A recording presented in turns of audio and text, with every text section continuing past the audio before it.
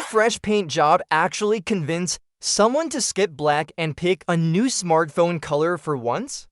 With the Samsung Galaxy Z Fold 7, that just might happen. As we count down the final hours to Samsung's July 9th Unpacked event, one last leak has surfaced, and this time, it's all about colors.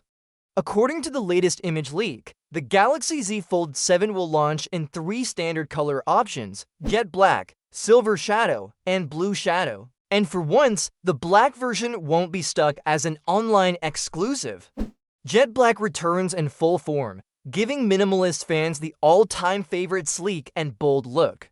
Silver shadow is also making a comeback, though reports suggest the tone has been slightly tweaked from what we saw on the Galaxy Z Fold 6. And then there's blue shadow, the standout of the trio. It's a deep, stylish tone that replaces last year's navy and has already shown up in a recent hands-on image of the Fold 7. The blue shadow finish has sparked some nostalgic feelings, especially for those who remember gaming on the blue and black Nintendo DS Lite. And when you see the blue shadow color sitting next to the black front display of the Fold 7, it's easy to get pulled in by the blend of modern and retro vibes. These colors might be the most visual upgrade, but the Fold 7 is expected to deliver much more than just a new coat of paint. Samsung's latest flagship Foldable will reportedly measure just 8.9 millimeters when folded, making it thinner and easier to handle. It's powered by the new Snapdragon 8 Elite chipset, and it runs Samsung's refined One UI interface. Plus, the Fold 7 is rumored to come with 7 years of software support, matching what Samsung promises on its Galaxy S and other flagship lines. Add in a dramatically improved display case and you've got a device that doesn't just look futuristic. It feels like one, but not everything is perfect. One potential downside is the battery. The Galaxy Z Fold 7 is said to come with a 4,400 mAh battery. While that might be fine for many users, it could be a deal breaker for power users who need more juice to get through the day. In comparison, rivals like the Oppo Find N5 and Honor Magic V5 offer much larger batteries, and they don't lag behind on performance or software support either. In fact, the Honor Magic V5 also promises 7 years of software updates, putting it neck and neck with Samsung in that regard. So, if battery life is your #1 concern, those might be worth a look. For newcomers to the world of foldables, spending top dollar on a Galaxy Z Fold 7 might feel risky. What if the next affordable Samsung phone looked and felt like a premium flagship? That's what the Galaxy S25 Fan Edition might deliver this year. While Samsung has already released for Galaxy S25 models, it's not done yet. The Galaxy S25 Fan Edition, or S25 FE, is still on the way, and based on fresh reports, it's shaping up to be a big step up from the previous generation.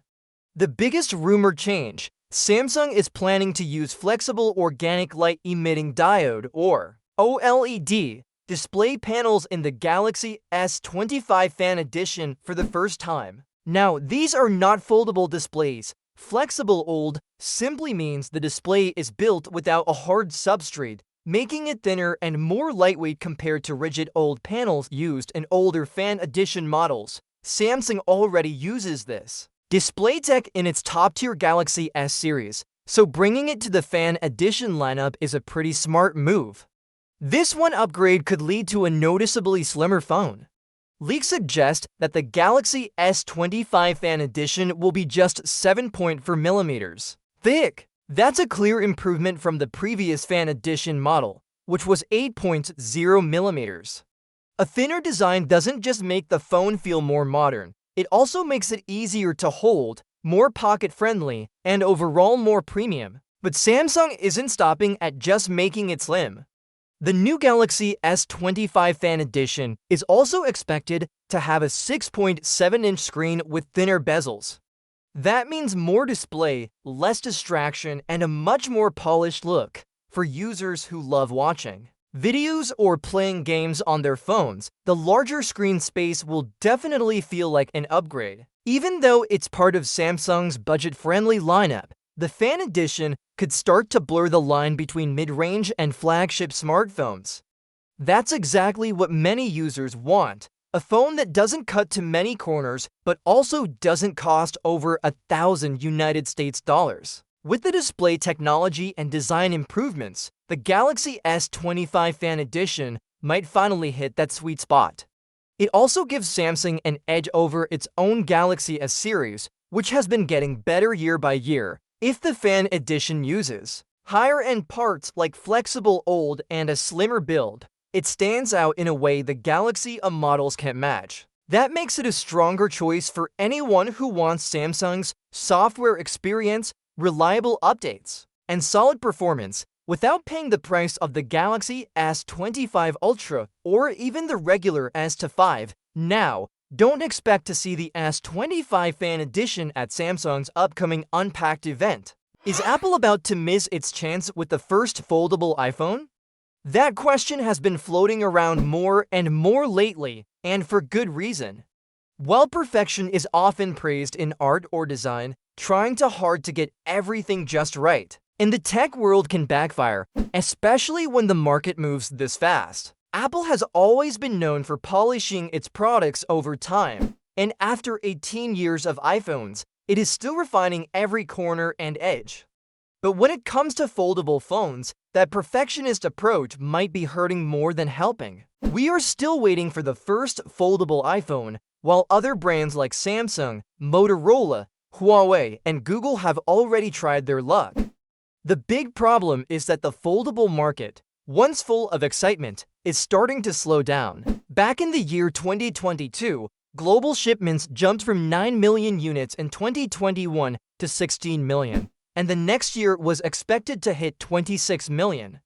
But instead, the number for 2023 only reached around 18 million units. Now, it is hard to even find solid figures for 2024, which makes it seem like the earlier predictions were way off. Reports already suggest that 2025 might bring a decline in demand for foldables. That is not the future companies like Samsung or Huawei had in mind. And for Apple, this slowdown puts extra pressure on whatever it is planning for the iPhone. Apple is famous for taking its time, and sometimes that works out. But with foldables, the window of opportunity might be closing. If they wait much longer, there may not be a strong market left to enter. And the foldables that are out now are not helping much. The new Pixel 10 Pro Fold is more of the same. The Galaxy Z Fold 7 is not bringing major upgrades. The OnePlus Open 2, it got cancelled. This does not paint a very hopeful picture.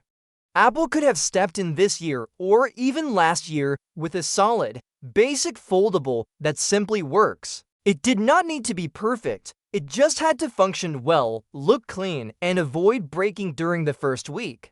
That is what Samsung failed to do with its original Galaxy Fold back in 2019, but things have changed since then. Expectations are higher, yes, but so is Apple's ability to deliver. Right now, the problem is that if Apple waits until 2026 or beyond, it risks launching a foldable iPhone into a world that no longer cares about foldables. There was a time when Apple could afford to wait. That time might be over. The best thing Apple can do now is release a first-generation foldable iPhone that covers the basics.